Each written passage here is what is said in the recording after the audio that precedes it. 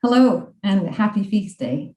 What a joy to celebrate with you and share a few thoughts on our Mother Mary and how she's been an inspiration to me as a mother.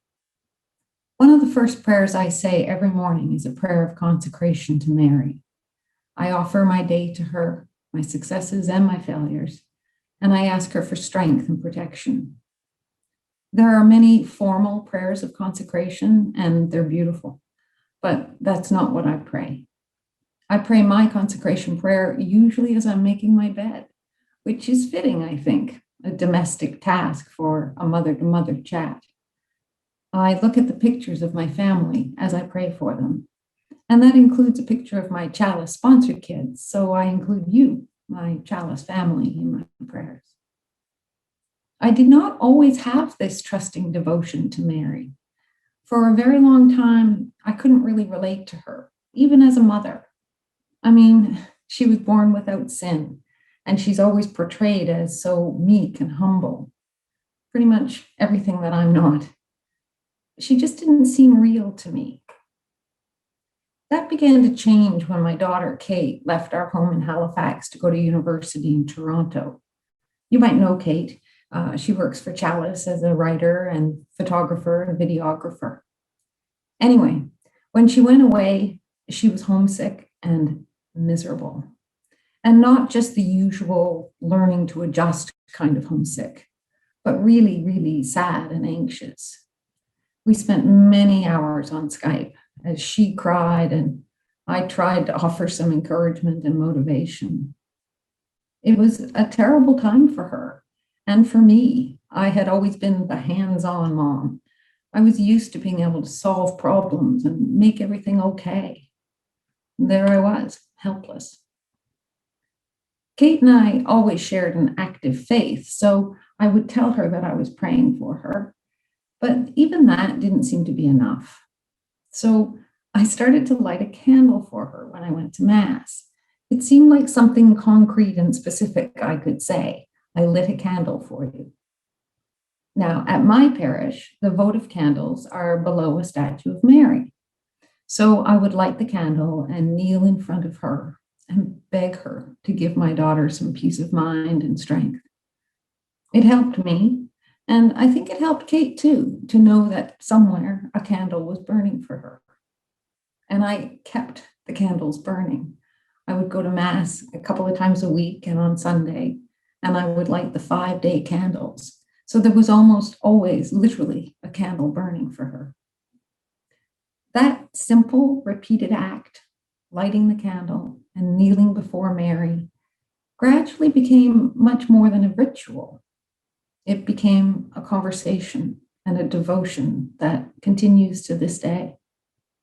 Kate did eventually hit her stride and put the darkest times behind her.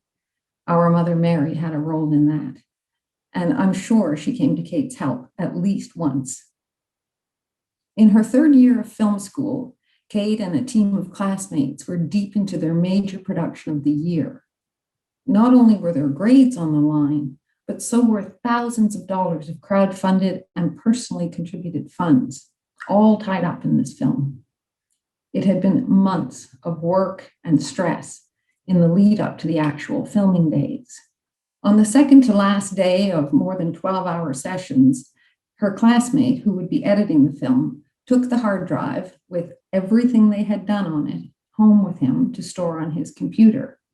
He took the subway home and, in his exhaustion, left the hard drive on the seat next to him. Panicking as soon as he realized his mistake, he contacted the transit authorities in the middle of the night to track down that hard drive. It's been years now, so I don't remember the whole convoluted story, but it could only have been through divine intervention that they got that hard drive back. I remember Kate texting me, absolutely certain that it was our Blessed Mother who had saved the day. When I think back on that, I see that Mary was working 3 wonders in our lives at that time. First, the hard drive was miraculously found. Second, my 20-something daughter was actually increasing in faith while she was away at university. And third, I began to get to know Mary as a real person, a real mother, and a genuine friend. The lesson I learned is that we develop a devotion to Mary when we truly begin to trust her, when asking for her intercession becomes more than just words that we say. It's when we realize that she knows all of the struggles, the sorrows, the joys, and the wonders of being a mom. And she wants nothing more than to help us. That lesson was brought home to me many times when I joined the Chalice mission in Tanzania 2 years ago. When I met the local women, I would see the expression on their faces when they looked at their babies and their children. And I felt an immediate connection with them because it's the same way I look at my kids. We talked about this in the Chalice Lenten mission, that gaze of love. You can see it on every mother's face, no matter where you are. It's powerful, unshakable, and universal. And it's that same gaze of love that Mary has when she looks upon us. How blessed we are to be her children.